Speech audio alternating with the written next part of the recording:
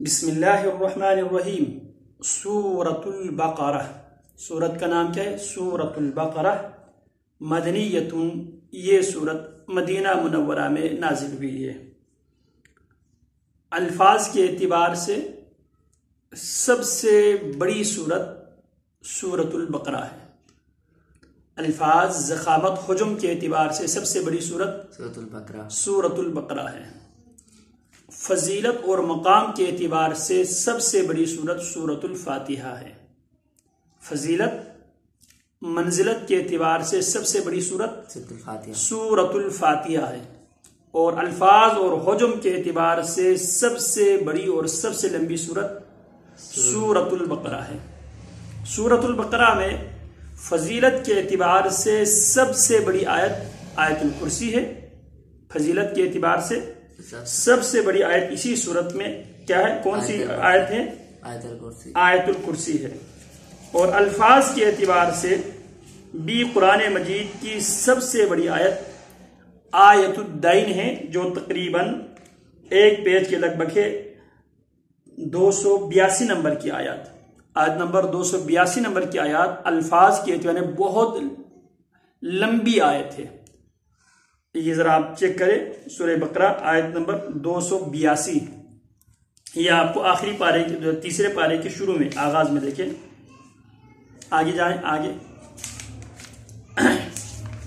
اس کو کہتے ہیں آیت الدین۔ آیت الدین جی، یا ایھا الذین آمنوا اذا تداینتم بدین، یہاں سے آغاز ہوتی ہے۔ پھر وَيُعَلِّمُكُمُ اللَّهُ وَاللَّهُ بِكُلِّ شَيْءٍ عَلِيمٌ، یہاں پہ آیت اختتام پذیر ہوتی ہے۔ تو سب سے لمبی ترین آیت بھی سورہ بقرہ میں ہے، اور فضیلت کے اعتبار سے سب سے بڑی آیت بھی سورہ بقرہ آیت نمبر 255 ہے۔ اللہ لا الہ الا هو الحی القیوم لا تأخذہ سنۃ ولا نوم۔ تو بعد میں یہ کر رہا تھا، قرآن مجید کی سب سے بڑی سورت فضیلت کے اعتبار سے سورۃ الفاتحہ، الفاظ اور حجم کے اعتبار سے سب سے لمبی سورت سورۃ البقرہ ہے۔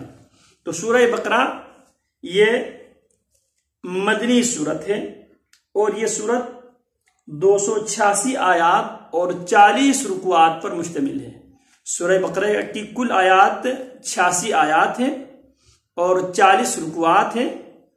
تو یہ سورت، اس سورت کا آغاز حروف مقطعات سے ہوتا ہے۔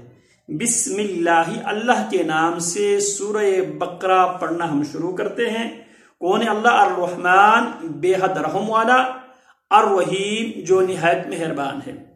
جب تک اللہ جو بے حد رحم والے کا رحم شامل حال نہ ہو، جو نہایت مہربان ہے اس کی مہربانی نہ ہو، نہ ہم اس سورت کو پڑھ سکتے ہیں، نہ اس سورت کو ہم سمجھ سکتے ہیں، نہ اس سورت کو ہم سن سکتے ہیں، نہ اس سورت کو سننے کے بعد، پڑھنے کے بعد، سمجھنے کے بعد ہم اس پر عمل کر سکتے ہیں۔ تو لہٰذا آغاز ہم کس سے کرتے ہیں؟ اس اللہ کے نام سے جو بے حد رحم والا ہے اور نہایت مہربان ہے۔ الف لام میم، اب اس کو کہتے ہیں حروف مقطعات۔ حروف مقطعات میں الف بھی عربی حرف ہے، لام بھی عربی حرف ہے، میم بھی عربی حرف ہے۔ یہ حروف مقطعات در حقیقت دور جاہلیت کے جو عرب تھے وہ اپنی زبان دانی پر بہت زیادہ ناز کیا کرتے تھے، ان کو گھمنڈ تھا۔ اس بنیاد پہ وہ اپنے آپ کو عربی، دوسروں کو عجمی یعنی جانور سمجھتے تھے۔ زبان دانی پر، زبان کی فصاحت و بلاغت پر، ادب پر، شعر و شاعری پر ان کو بہت زیادہ دسترس حاصل تھا۔ تو ان کو بطور چیلنج، ان کو چیلنج کرنے کے لیے اب یہ الف بھی عربی حرف ہے، لام بھی عربی حرف ہے، میم بھی عربی حرف ہے، بتاؤ اس کا معنی کیا ہے؟ الف لام میم کا معنی کیا ہے؟ یہ ان کو بطور چیلنج، اب قرآن مجید کا آغاز کس سے ہوتا ہے؟ چیلنج سے۔ کیوں؟ کیونکہ وہ قرآن مجید کے متعلق وہ یہ کہا کرتے تھے کہ یہ بلفتراہ، بلکہ اس قرآن مجید کو محمد نے خود گڑھ لی ہے، خود بنا کر اللہ کی طرف اس کتاب کو منسوب کیا ہے۔ یہ کتاب اللہ کی طرف سے نہیں آئی ہے، یہ کتاب محمد نے اپنے طور پر گڑھ کر اللہ کی طرف اس کتاب کی نسبت کی ہے۔ تو لہٰذا بطور چیلنج سے شروع ہوتا ہے آغاز الف لام میم. تو اس کا صحیح ایگزیکٹ معنی ہم کیا کریں گے؟ اللہ اعلم بمرادہ. اللہ اعلم خوب جانتا ہے بمرادہ اس حرف کا، اس الف لام میم کا جو معنی ہے، صحیح معنی اور مفہوم اللہ بہتر جانتا ہے. ذالک الکتاب، یہ جو کتاب جو اللہ رب العالمین نے بطور چیلنج، جہاں حروف مقطعات سے اللہ نے آغاز کیا اور اللہ رب العالمین نے شروع میں چیلنج کیا، اگر تم اس کتاب کے متعلق کسی قسم کے شکوک و شبہات میں مبتلا ہے تو اس قرآن مجید جیسے کوئی قرآن تم بھی بنا کر پیش کرو.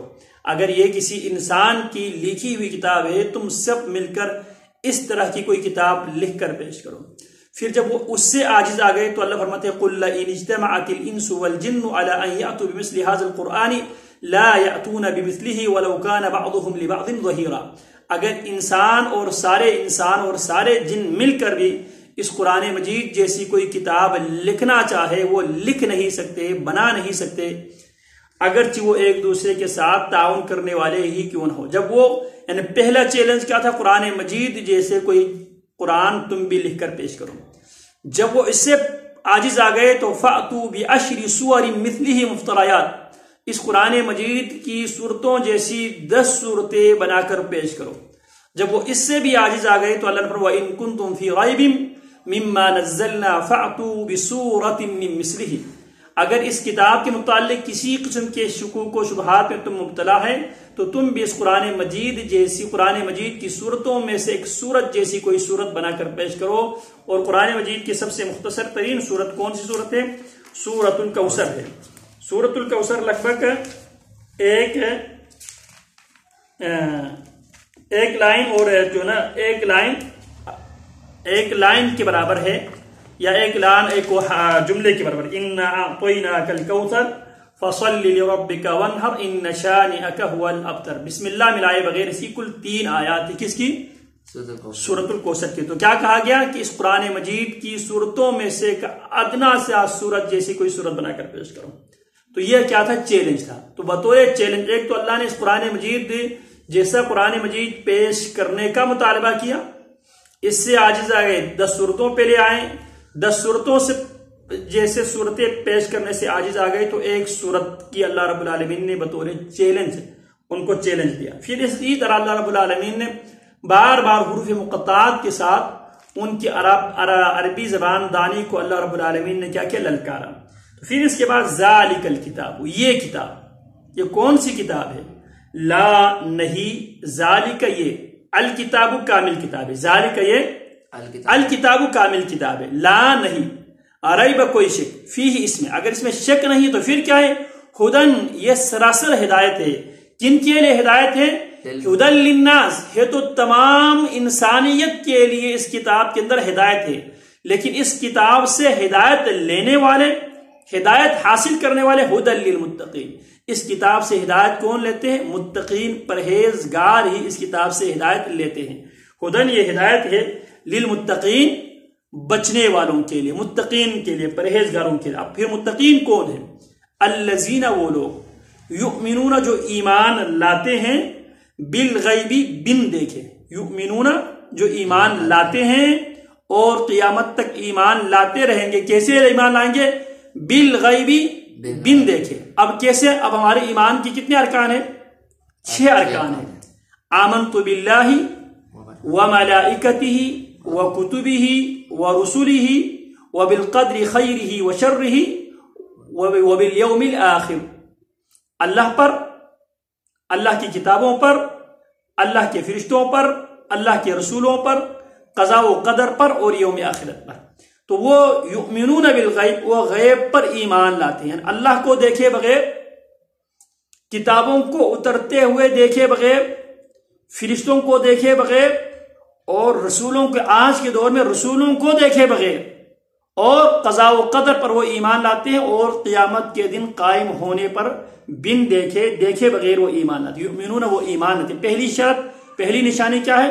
یؤمنون، وہ ایمان لاتے بالغیبی، غیب پر دیکھے بغیر.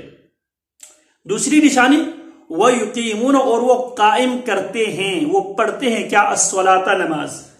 تیسری نشانی وَمِمَّا، اور اس میں سے، رزقناہم، جو ہم نے انہیں دیے. وَمِمَّا، اور اس میں سے، رزقنا ہم نے دیا ہم انہیں کیا کرتے ہیں ينفقون وہ خرچ کرتے ہیں. یہ تیسری نشانی ہے.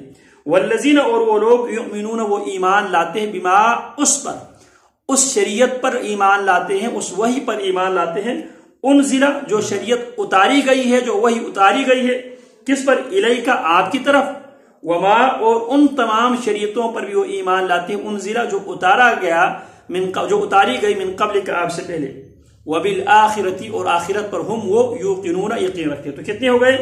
یؤمنون بالغیب ایک ویقیمون الصلاة دو ومما رزقناهم ينفقون تین والذین یؤمنون بما انزل الیک چار وما انزل من قبل پانچ وبالآخرت هم یوقنون چھ. متقین کی یہ چھ نشانیاں ہیں. پھر اللہ فرماتے ہیں اولئک علی ھدی من ربہم. جس بھی انسان کے اندر یہ چھ خوبیاں یہ چھ نشانیاں پائی جائے تو کیا ہے؟ اولئک یہی لوگ علی ھدی ہدایت پر ہے. علی من پر ھدی ہدایت علی ھدی ہدایت پر ہے. کس کی طرف سے؟ من ربہم اپنے رب کی طرف سے. کون سی ہدایت؟ جس ہدایت کی مطالبہ انسان ہر نماز میں اہدینا الصراط المستقیم صراط الذین انعمت علیہم غیر المغضوب علیہم ولا الضالین کی صورت میں اللہ سے ڈیمانڈ کرتے ہیں ہر نماز میں. کون سی ہدایت؟ ذالک الکتاب لا ریب فیہ ھدی. یہ کتاب کیا ہے؟ ہدایت ہے. اللہ فرماتے ہیں جن کے اندر یہ چھ خوبیاں پائے جائیں اولئک یہی لوگ علی ھدی ہدایت پر ہے من ربہم اپنے رب کی طرف سے اولئک اور یہی لوگ. اب جس کو جو ہے یعنی پہلے اللہ نے کیا فرمایا؟ متقین ہدایت لیتے ہیں. پھر بتایا گیا متقین کی یہ چھ نشانیاں ہیں. پھر فرمایا جن کے اندر یہ چھ نشانیاں پائی جائیں ان کے لیے ڈگری جاری کر دی یہ ہدایت پر ہے. اب سوال ہے اگر وہ ہدایت پر ہے تو ان کو کیا فائدہ ہوگا؟ تو اللہ فرماتے ہیں اولئک اور یہی لوگ ہم المفلحون یہی لوگ کامیاب ہونے والے ہیں. ایک بار پھر پڑھیں الف لام میم اللہ اعلم بمرادہ. اللہ اس کا مفہوم بہتر جانتا ہے. ذالک یہ الکتاب کامل کتاب ہے لا نہیں ریب کوئی شک فیہ اس میں ھدی یہ سراسر ہدایت ہے. کس کے لیے؟ للمتقین بچنے والوں کے لیے. بچنے والے کون ہیں؟ الذین وہ لوگ یؤمنون جو ایمان لاتے ہیں بالغیبی دیکھے بغیر ویقیمون اور وہ قائم کرتے ہیں الصلاۃ نماز ومما اور اس میں سے رزقناہم جو کچھ ہم نے انہیں دیا ہے ينفقون وہ خرچ کرتے ہیں. والذین اور وہ لوگ متقین اور وہ لوگ یؤمنون وہ ایمان لاتے بما اس پر انزل جو اتارا گیا ہے الیک آپ کی طرف وما اور ان پر انزل جو اتارا گیا ہے من قبل کا آپ سے پہلے وبالآخرتی اور آخرت پر ہم وہ یوقنون یقین رکھتے ہیں. اولئک یہی لوگ علی ھدی ہدایت پر ہے کامل ہدایت پر ہے. کس کی طرف سے؟ من ربہم اپنے رب کی طرف سے. کیونکہ ہدایت دینے پر قادر کون ہے؟ اللہ. انک لا تہدی من احببت ولکن اللہ یہدی من یشاء. آپ جسے چاہیں آپ اسے ہدایت نہیں دے سکتا. اللہ جسے چاہتا ہے اللہ اسے ہدایت دے دیتا ہے. اولئک یہی لوگ علی ھدی ہدایت پر ہے من ربہم اپنے رب کی طرف سے وَأُولَئِكَ اور یہی لوگ ہم المفلحون یہی لوگ کامیاب ہونے والے یہی لوگ کامیاب ترین لوگ ہیں. وصلی اللہ وسلم علی نبینا محمد.